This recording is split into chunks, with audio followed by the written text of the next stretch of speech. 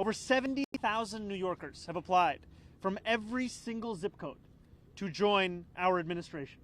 And as we set a new standard of drive and dedication and a commitment to dignity from City Hall, those overseeing these committees will help lead this work. As I said to them, New Yorkers have placed a great deal of hope and expectation in this new course that they have elected us to chart. It is a hope that City Hall can deliver results that make material, tangible changes in the lives of working people across these 5 boroughs. And standing in that room, I felt the same thing from those leaders that I feel when I think about the years to come. Excitement.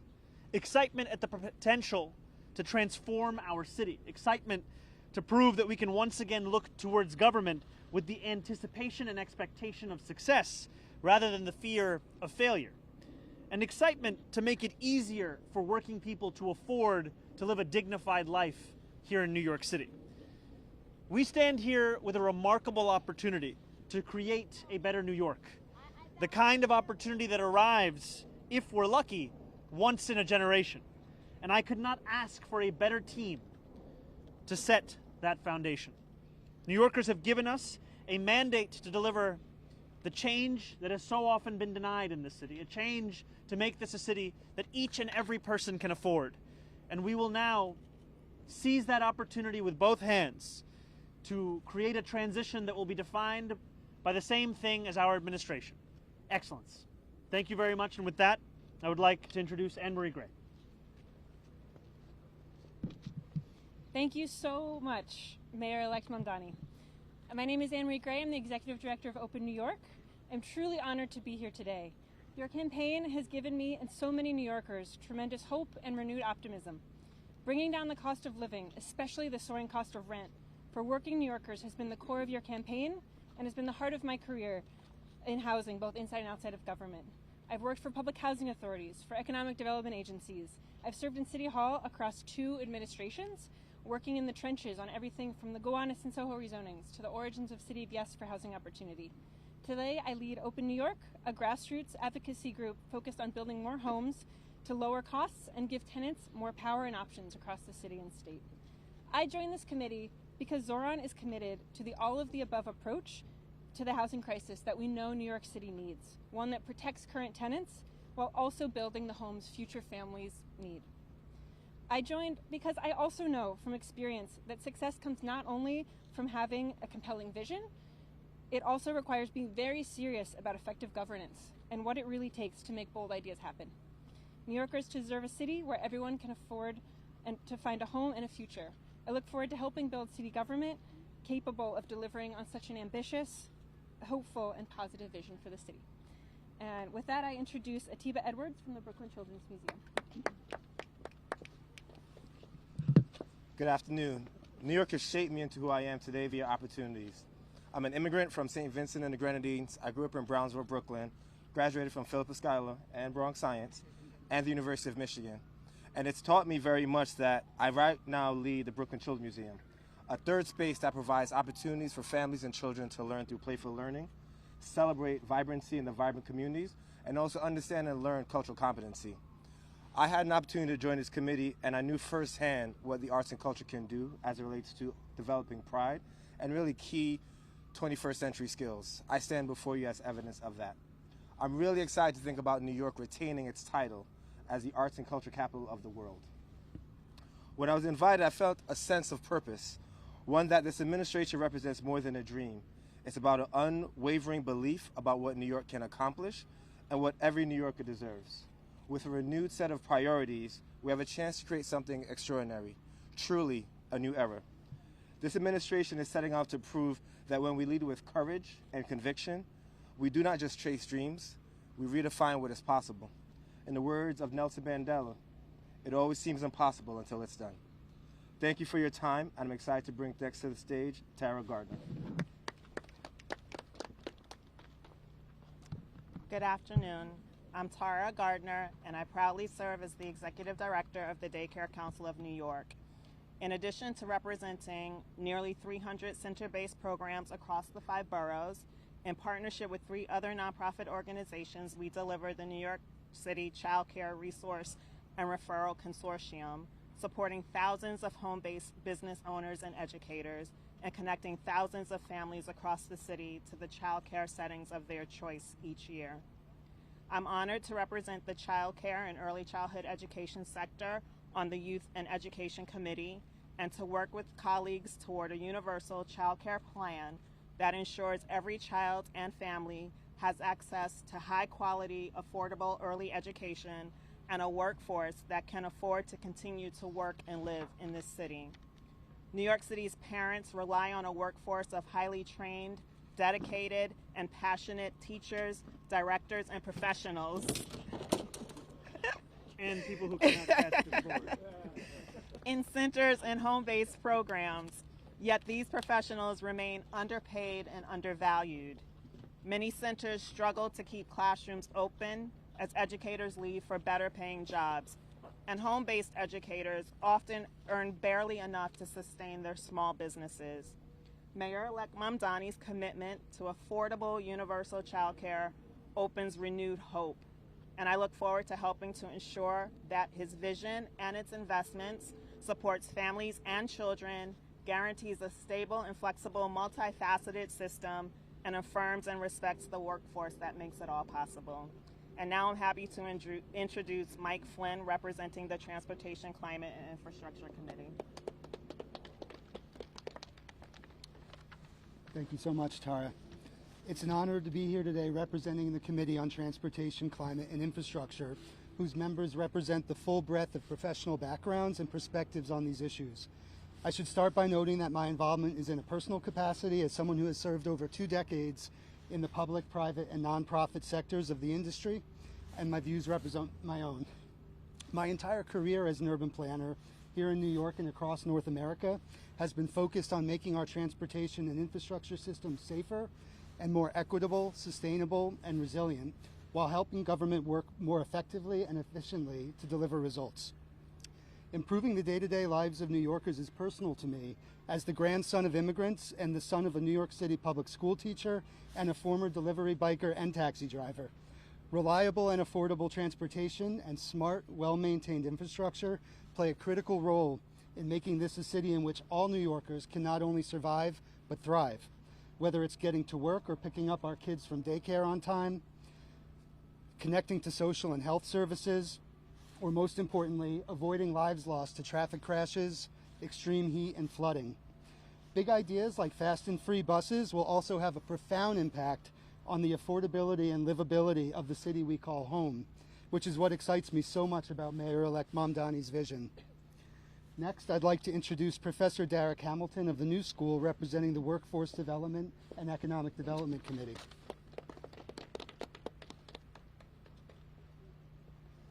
Good afternoon. I am Professor Derek Hamilton of Economics and Urban Policy from the New School, the founding director of the Institute on Race, Power, and Political Economy. And this year I have the good fortune to be a Radcliffe Institute Fellow at Harvard, pursuing a project bringing about bold new ideas. And very proud to be the chief economist of AFL-CIO, the Labor Federation. I'm a proud New Yorker, born and raised in Bedford-Stuyvesant section of Brooklyn, New York. And I'm also very proud to be on this mayor-elect's transition team looking at economic and workforce development. I joined this committee because the mayor-elect's strong commitment to the humanity, productivity, and the dignity of all New Yorkers, and likewise his commitment to a workforce and economic development agenda to match those commitments. This election was won with clarity. New Yorkers chose Mayor-elect Mamdani's governing philosophy that recognizes people as the true infrastructure of a thriving society by investing in our human capacity and our democratic institutions and the shared well-being of all our communities. So onward as we continue the unfinished work of building an inclusive economy and a multiracial democracy for our great city. Now I have the privilege of introducing the final speaker, Bhairavi Desai, of the New York Taxi Worker Alliance and the Mayor-elect's Committee on Worker Justice. Thank you.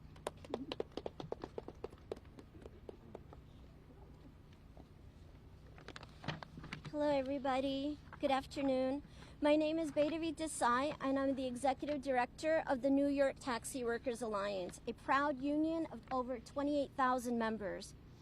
For the first time in my lifetime, since I've been organizing drivers since 1996, I have hope. I have hope that the New York we love will love its workers in return. Because New York City has elected a mayor who stands for the working class. When thousands of drivers were drowning in debt, abandoned by the very political system that created their suffering, our brother, Zohran Mamdani, served our movement for worker justice by spending 45 days with us camped outside City Hall, including 15 days on hunger strike.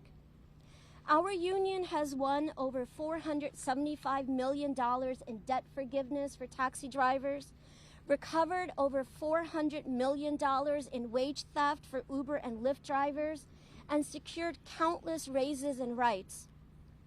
New York City drivers collectively serve close to 1 million people every single day.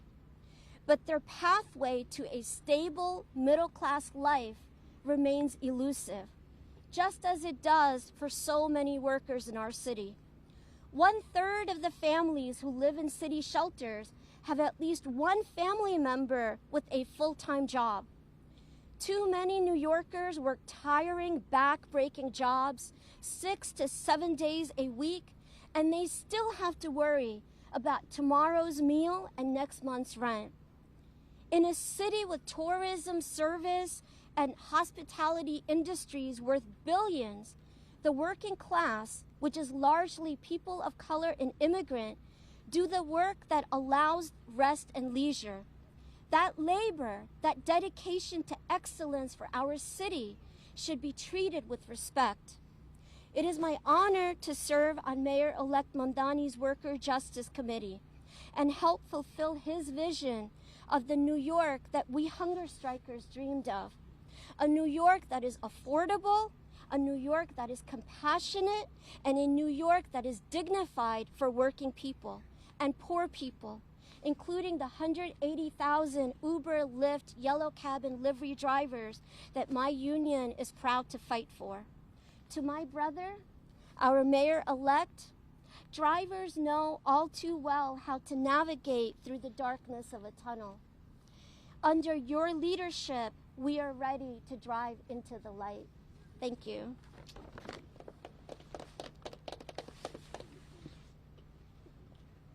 right, we're going to start with on-topic questions, and then the other speakers are available to take questions as well. All right, go ahead, Joe. Mayor-elect, how are you doing? How's it going? Good. Sorry, I heard Jeff, not Joe. Oh, Took me a that's while. okay. Yeah. Too many Joes with us. How you doing, man? Pretty good. How are you? All right. I had a question just about sort of the structure and how it works. 400 people is a lot of people. Mhm. So can you just explain a little bit how ideas sort of get worked up the chain and like how that's going to be organized a little bit? Absolutely. We have a little over 400 New Yorkers who will be grouped into 17 different committees. These committees will be led by our 4 incredible co-chairs that we have. Lena Khan, Mel Hartzog, Grace Bonilla, Maria Torres Springer. And these committees will be tasked with not only making personnel recommendations, but policy recommendations, and also providing their expertise with the metrics and the way in which we even assess the personnel questions that are being put in front of us. And what I mean by that is we have more than 70,000 applications that have come in through this portal. And we want to make sure that these New Yorkers who have so often been at the heart of when government has worked and also have seen it when government has failed, they can inform how we're looking to form our next government. And their recommendations, their analysis, their discussion will be filtered through the co-chairs into the discussions that we take in making the decisions of who we hire and how we create the City Hall. Just a quick follow-up. You included, a lot of people, which I think I know the answer to this, but I would like to hear you talk about it. Wouldn't necessarily count as your allies, like Redney and some other folks who are not in your coalition. Can you explain why? It is important to build a city for every single person who calls these 5 boroughs their home. And we are looking forward to not only reflect the city that we're looking to serve in the committees that we put together, but also in engaging with the difficult questions around how we serve that city internally instead of preparing as if there is no debate to be had externally. All right, we'll go right here next. How's it going? Can you talk specifically? I think we're going to say goodbye to these Yeah, I think easels. so. If you all just want to take a moment for your last looks. Never be seen again. Yeah. She's welcome to respond to the two, but your choice of Anne-Marie on housing. Yes. Is it reasonable to interpret this as a sign that you're looking pretty strongly at sort of upzoning type policies, really a focus on pro-development policies? Anything you want to say about neighborhoods you're looking at? Any initial thoughts? I can tell you that over the course of the campaign, we've spoken about the importance of not only freezing the rent for more than 2 million rent-stabilized tenants, but also building an incredible amount of new housing supply across the 5 boroughs, and doing so by increasing density around mass transit hubs, by also ensuring that the production of affordable housing is one that is taking place all over this city, and by taking on regulatory frameworks that for too long have not allowed us to build that kind of housing. Just recently I had a meeting with President Trump in the Oval Office, and amidst everything that we discussed, one of the topics was also ULURP. And we spoke about how difficult it is to build in this city and how important it is for us to build more housing to make this a city that every New Yorker can afford. Anne-Marie, I don't know if you want to add anything. No, that was perfect. I'm extremely excited about the whole platform. And who knew that ULURP brings people together? Could you discuss any specific changes to ULURP? We talked about how difficult it is to understand that alongside costs of materials and labor, there is also a pronounced cost in this city of waiting, and how that is one firmly within our control and one that we want to take on in the next administration. All right. On topic? Yeah, right here. Mr. Mayor Yes. elect, welcome back from Washington. Thank you very much. Question on the migrant committee, the Justice Migrant Committee. Can you tell us how would that work, and also what are you trying to achieve? Is that going to be looking at funds that you can allocate for legal representation? What is it that you're looking at with that? I think the most important part of that committee is to be listening to the New Yorkers who've been on the front lines of delivering for immigrants across the city, delivering both in terms of dignity but also in terms of safety. Just as we were leaving, I spoke to one of the members of our transition committee who was representing deliveristas and letting us know of the effect of city policies on their lives, and speaking to someone whose work is primarily that of legal representation of those same immigrant New Yorkers. We want to ensure that every single one of these experiences are at the heart of the decisions we're making on how we deliver for immigrant New Yorkers across the 5 boroughs. All right, we'll go Annie right here. Thank you. Hey, Annie. Hi, how are you doing? Doing well. I'm wondering if you and Barabee have discussed Waymo's testing in the city, if that's something that will come up, you think, at all during the transition discussions, whether you think Waymo should be in the city autonomous driving, and curious if Barabee has thoughts on that as well. We haven't had that conversation as yet, but part of the importance of setting up this transition committee is so that these are the kinds of topics of discussion within each of the 17 committees. I don't know, Barabee, if you want to add anything. She was asking if you wanted to add anything about Waymo. No, we're still discussing. Yeah. All right, yeah, Marsha. I'm wondering, since 70,000 people have expressed excitement about joining your administration, I'm wondering if you're going to have to expand the size of the city workforce to accommodate some of them, because there's so many people who have union-protected jobs. And I know that you want to bring these new voices and new people into the administration. How are you going to do it? We're sadly not going to be able to hire every single person who applies, but what is so exciting is that for a long time in New York City we've been told that one of the reasons we have a shortfall of vacancies of about 17,000 people in our workforce is because of a lack of interest. And what we're seeing is that is patently not the case anymore. We have more than 70,000, as you've said, and it's also an applicant pool whose average age is 28 years old. And we have already been looking into this portal to look for specific positions within the team that we're building right now, but these committees and this next stage of the transition will intensify how we're engaging with those applications. If I could just follow up, so, I know that you want to bring in these new voices, and you want to bring in this new energy, and so is that really an important part of your platform, is to bring these new voices and these new people into city government so that you can affect the change that you want to have? I think it's a key part, a hunger for change, a hunger for a new kind of politics. That's also, however, a hunger that can be had by those who've served in our politics before. I think about the day when we announced 2 appointments. I announced our first deputy mayor, Dean Foulahan, and I announced my chief of staff, El Bisgard Church. Dean Foulahan has had 47 years of government experience. El Bisgard Church, her experience in government has been that alongside me as my chief of staff in the state assembly. And yet what binds both of them is a belief in the potential of government to actually deliver on the material needs of working people. And that's one thing that stood out for me, is when Dean spoke about his experience, whether it was running OMB or being a first deputy mayor, of a secretary of Ways and Means in the assembly, he spoke about the importance of turning that which people say no to into that which people say how to. And that's what they did with universal pre-K. That's what we have to do with our agenda. Thank you, Michelle. Oh, hi, Mayor-elect. How's it going, Katie? Good, thanks. One of the I feel like you're saluting me, but I know you're not doing that.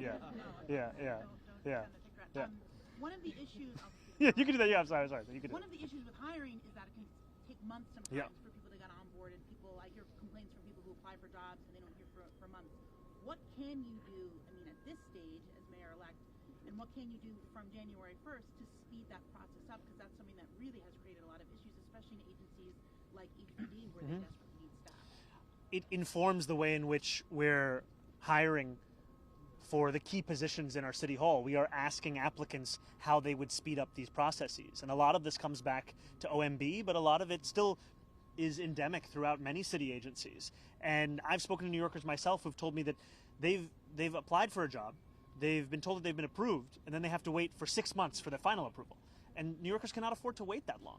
They will take another job. They can't afford to simply wait on City Hall to finally have them actually do the work they applied for, sometimes even more than a year ago. So that's going to be key in who we hire, how we hire, and then from January 1st in actually implementing those procedural changes. Just one quick follow-up, sorry. Yeah. So one practice that other mayors have done, particularly Mayor Adams, is they take budget lines from agencies for the mayor's office. Famously, the mayor put his ex-girlfriend's agency, Jasmine Ray, some of the budget lines for the Parks Department went on her office. There were budget lines for the Department of Buildings that went to City Hall. Do you plan to take a look at those people who are existing on usually really inflated salaries, but on those budget lines, whether it's in the Department of Buildings, the Department of Parks, and root that out almost immediately? We're going to do an assessment of the hiring that has taken place. We're not going to hold it against anyone who appointed them and who hired them. What we are going to do is assess them on the basis of the work that they've actually done or the lack thereof. Will you keep budget lines to the agencies and not borrow them for City Hall?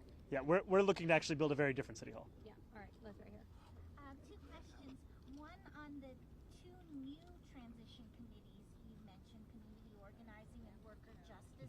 I was wondering if you could explain the thinking behind creating those 2 new transition committees and where they might fit into in terms of city agencies that currently exist, or perhaps a new agency you want to create.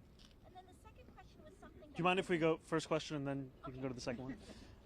So I can answer them both in the fullness of the question.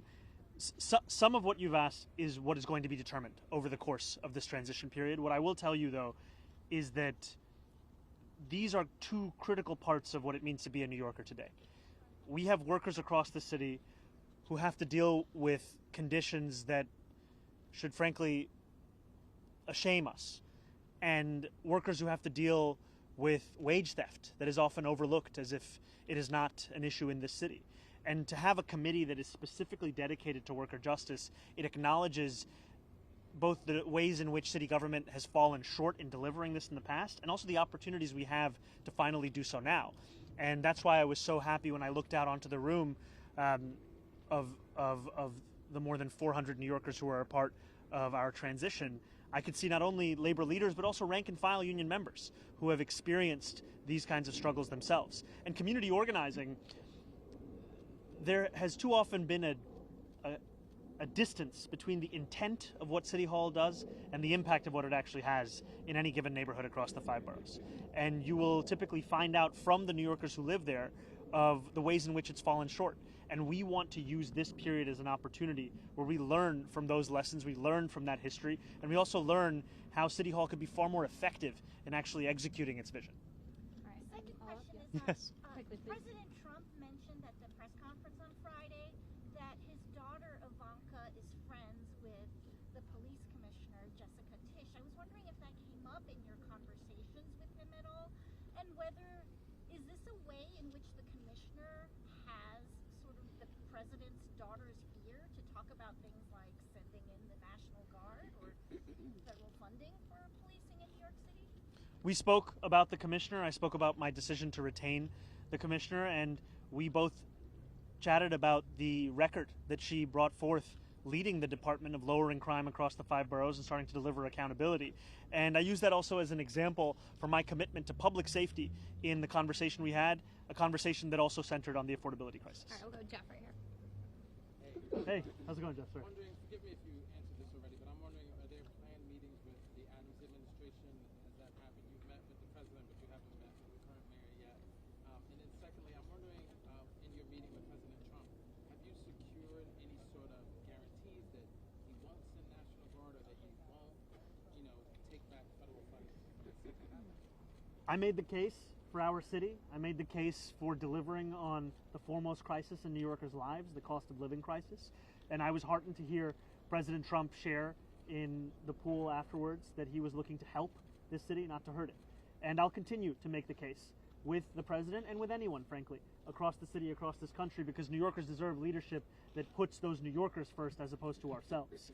And if you can remind me the second question. So he didn't make any guarantees? We spoke about these as commitments, and I was thankful for the productive conversation. And your transition with the Adams administration? I look forward to sitting down with Mayor Adams. I've been appreciative of the efforts of his staff in the transition thus far. And when we sit down, we'll have a conversation about how to ensure this is a smooth transition that ensures we can deliver from day one. All right, we've got time for one or two more. Go Morgan. Hey, Morgan. Hi, Mayor-elect. In your conversations with the president, when you guys spoke, it seemed like in the press conference, you guys were in a little bit of agreement when it comes to targeting criminals with ICE agents. Is there anything, I just was hoping you could expand upon that. Would you like to see maybe ICE target criminals more here in New York City? And is there anything you're looking at in your new administration that maybe would have the city partner more with the federal government when it comes to maybe amping up or ramping up targeted, I guess, enforcement when it comes to specifically just criminals? What I said to the president is that New York City sanctuary laws have a provision within them that allows the city to work with the federal government for a specific set of serious crimes. And that has been the law for decades here in New York City. What's giving so many New Yorkers, including myself, a deep amount of concern is that the focus of ICE's immigration efforts have not been on those serious crimes. They have in fact been on children as young as 6 years old being detained and deported. They have been on New Yorkers whose crime seems to just be being here in New York City. And my commitment to public safety is one to keep all New Yorkers safe, and that's where we have a difference of opinion, but that's one that I was also very honest and direct with the president about. All right, got time for Any sort of concessions though made in terms of like you guys maybe working together more to target just those 170 crimes, and maybe that way they can be less, going out to Canal Street, for example, and picking up migrants that way. I spoke about the fact that that is already the law, and that we look forward to following the law, and that the law also here in New York City means that we stand up for immigrants across the 5 boroughs. All right, one really quick. Yep. Yeah, last week the news publication, The City, reported that the NYPD had been monitoring a signal chat of court watchers as part of a larger investigation, they said, into counterterrorism. Is this something that your administration will continue? It brought up, the controller said this brings up serious hand-shoe guidelines violations. It's protected speech. People are allowed to go watch court. Is this something your NYPD will continue? That's deeply troubling to me, and that's something that we're going to look into. I think I was speaking to a Pastor Galbraith in Brooklyn a few months ago, who told me about the experience where he went to visit 26 Federal Plaza with a congregant of his who was faced with a deportation order. And part of the reason that she was able to go home that day was because of the court watchers who were there that day.